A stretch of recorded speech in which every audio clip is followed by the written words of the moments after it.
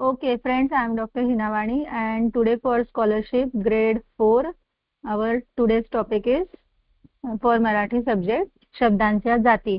आता ह्याच्या शब्दांच्या जाती असतात, ह्या दोन प्रकारच्या असतात, विकारी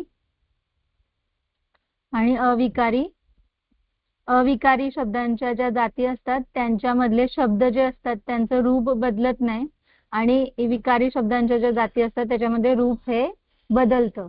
म्हणजे एखादं नाम असतं त्याला प्रत्यय लागतात, एखादं क्रियापद असतं त्याला प्रत्यय लागतात, सर्वनामाला प्रत्यय लागतात. तर नाम, सर्वनाम, विशेषण आणि क्रियापद हे चार जे आहेत ते विकारी शब्दांच्या जाती आहेत, आणि क्रियाविशेषण, अव्यय, उभयान्वयी अव्यय वगैरे जे आहेत ते अविकारी शब्दांच्या जाती आहेत. तर तुम्हाला या ठिकाणी यावर्षी नाम आणि क्रियापद याबद्दल आपल्याला माहिती घ्यायची आहे.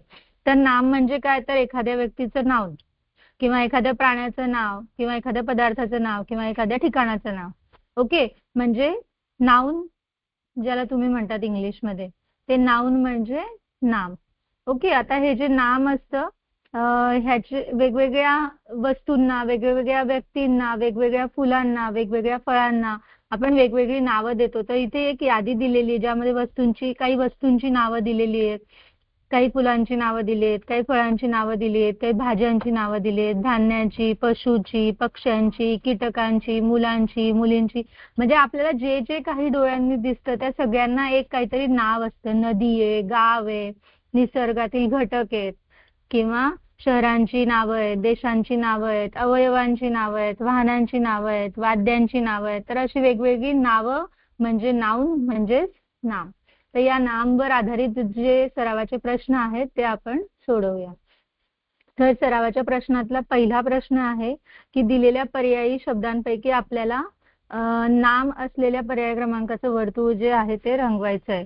आता त्यातला पहिला प्रश्न आहे, त्यामध्ये पहिला पर्याय आहे मी, दुसरा आहे डोंगर, तिसरा आहे राहतो, चौथा आहे पटपट. तर आता तुम्ही बघाल केअरफुली, तर मी हे सर्वनाम आहे जे नामाऐवजी वापरलं जातं. डोंगर हे नाम आहे, राहतो हे क्रियापद आहे, आणि पटपट ही क्रिया दाखवणारा शब्द आहे. ते कुठल्या एखाद्या वस्तूचं किंवा कसलं नाव नाहीये, त्यामुळे तुमचा योग्य पर्याय क्रमांक आहे डोंगर. तर अशा प्रकारे आपण विचार करायचा की कुठलं जो पर्याय आहे तो नाउन किंवा नाम म्हणून येईल.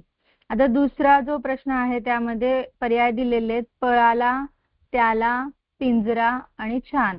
तर इथे पण तुम्ही बघाल तर पळाला, त्याला ह्यापैकी हे क्रियापद या कॅटेगरीमध्ये येईल, कारण ते काहीतरी ऍक्शन दाखवतंय. त्याला हे सर्वनाम आहे, पिंजरा हे नाम आहे या ठिकाणी, आणि छान हे परत विशेषण या प्रकारामध्ये येतं. त्यामुळे तिसरा क्रमांकाचं पर्याय हे आपलं अचूक उत्तर या ठिकाणी आहे.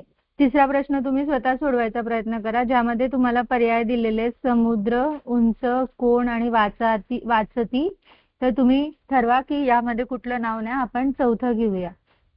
तर चौथ्या याच्यात दिलेले पर्याय समोर, आपण, हुशार आणि बाजरी. तर यामध्ये परत एकदा समोर, आपण आणि हुशार हे तिघही शब्द कुठल्याही वस्तूचं, व्यक्तीचं, फुलाचं, फळाचं, जागेचं, शहराचं कसलंही नाव नाहीये. बाजरी हे एका धान्याचं नाव आहे, त्यामुळे बाजरी हा आपला अचूक पर्याय या ठिकाणी आहे. आता त्याचप्रमाणे तुम्ही 5वं, 6वं आणि 7वं सोडवायचा प्रयत्न करा. आपण पुढचा सरावाचा प्रश्न घेऊया. तर पुढच्या सरावाच्या प्रश्नामध्ये आपल्याला नाम नसलेला जो पर्याय आहे त्या क्रमांकाचं वर्तुळ आपल्याला रंगवायचं आहे.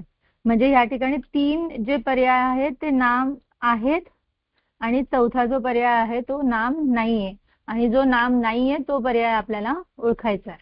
तर पहिला प्रश्न आहे मिरची, कलिंगड, झटकन आणि पडवळ.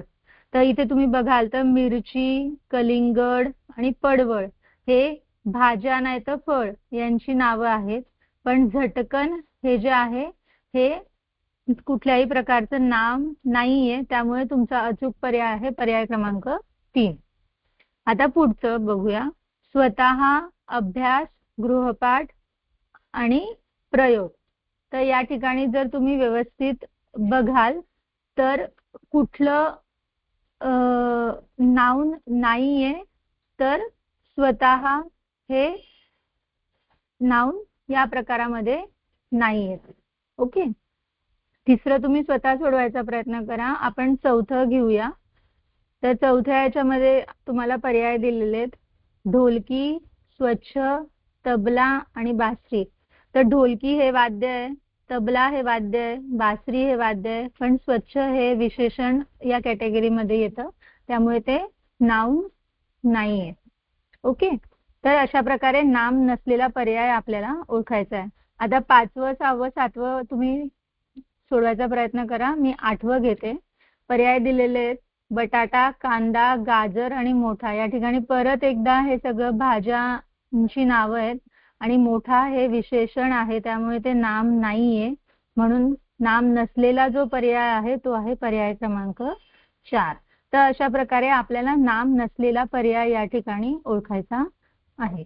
आता पुढे जो प्रश्न आहे त्यामध्ये आपल्याला वाक्यातील नाम ओळखून त्याच्या पर्याय क्रमांकाचं वर्तुळ आपल्याला रंगवायचं आहे.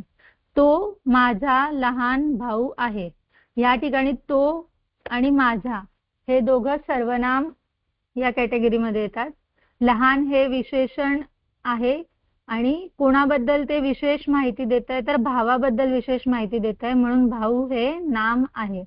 तर या ठिकाणी पर्याय क्रमांक 2 हे तुमचं अचूक उत्तर आहे. काल आम्ही डझनभर आंबे आणले.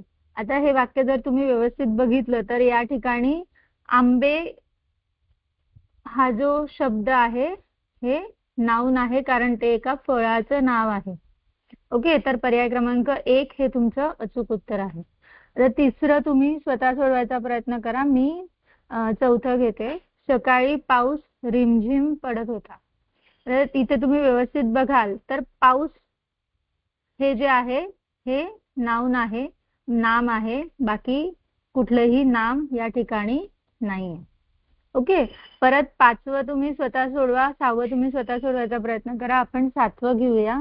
माझा मित्र विशाल हा प्रामाणिक व हुशार आहे. तर या ठिकाणी तुम्ही जर व्यवस्थित बघाल तर मित्राचं नाव या ठिकाणी सांगितलेलं आहे विशाल म्हणून. तर या ठिकाणी विशाल हे नाम आहे, बाकी माझा हे सर्वनाम आहे, मित्र हे पण नाम आहे, पण पर्यायामध्ये तो पर्याय दिलेला नाहीये आणि पर्यायामध्ये विशाल हा पर्याय दिलेला आहे, म्हणून विशाल हे नाम या ठिकाणी आहे. त्याचबरोबर प्रामाणिक आणि हुशार ही दोघं विशेषण म्हणून या ठिकाणी काम करतात. आता पुढचा आणि शेवटचा प्रश्न जो नाम या स्वाध्यायाशी रिलेटेड आहे तो आहे या प्रत्येक वाक्यामध्ये किती नाम आलेली आहेत ती आपल्याला ओळखायची आहेत. तर पहिला वाक्य आहे आई माझ्यासाठी कांदे पोहे व शिरा बनवते. आता तुम्ही जर हे व्यवस्थित बघितलं तर या ठिकाणी आई हे नाम आहे, कांदे पोहे हे नाम आहे आणि शिरा हे नाम आहे. तर अशा प्रकारे या वाक्यामध्ये 1, 2 आणि 3 नामे आलेली आहेत. तर पर्याय क्रमांक 2 हे तुमचं अचूक उत्तर या ठिकाणी आहे. माझे आजोबा दररोज पोथी वाचतात. आता ह्या वाक्यामध्ये जर बघितलं तर माझे हे सर्वनाम आहे, पण आजोबा हे नाम आहे एक आणि पोथी हे दुसरं नाम आहे, त्यामुळे या ठिकाणी 2 नामे आलेली आहेत. तर पर्याय क्रमांक 4 हे आपलं अचूक उत्तर आहे. आता तिसरं बघूया. ताईने अंगणात सुंदर रांगोळी काढली. या ठिकाणी ताई हे पण नाम आहे, अंगण हे पण नाम आहे आणि रांगोळी हे पण नाम आहे, त्यामुळे या ठिकाणी 3 नामे आलेली आहेत, म्हणून पर्याय क्रमांक 1 हे आपलं अचूक उत्तर आहे. तर अशाच प्रकारे तुम्ही प्रत्येक वाक्य व्यवस्थित वाचा आणि त्याच्यामध्ये किती नामे आलेली आहेत ते तुम्ही मोजून त्याचा योग्य पर्याय क्रमांकाचं वर्तुळ तुम्ही रंगवू शकतात. मी एक शेवटचं उदाहरण घेते आणि आपण इथे थांबूया. याच प्रकरणामध्ये आपल्याला क्रियापदही बघायचं आहे, पण ते आपण पुढच्या लेक्चरला बघू. एक शेवटचा प्रश्न आपण बघूया. मी नियमित दिलेला अभ्यास पूर्ण करतो. या ठिकाणी जर तुम्ही बघाल तर अभ्यास हे नाम या ठिकाणी आहे, बाकी मी हे सर्वनाम आहे, त्यामुळे या ठिकाणी फक्त एकच नाम आलेलं आहे, म्हणून पर्याय क्रमांक 2 हे आपलं अचूक उत्तर या ठिकाणी आहे. तर अशा प्रकारे नाम या बद्दल आपण माहिती घेतली. आता क्रियापद याच्याबद्दल आपल्याला माहिती घ्यायची आहे, जी की आपण पुढच्या लेक्चरला घेऊया. तोपर्यंत तुम्ही सरावाचे उरलेले प्रश्न सोडवायचा प्रयत्न करा.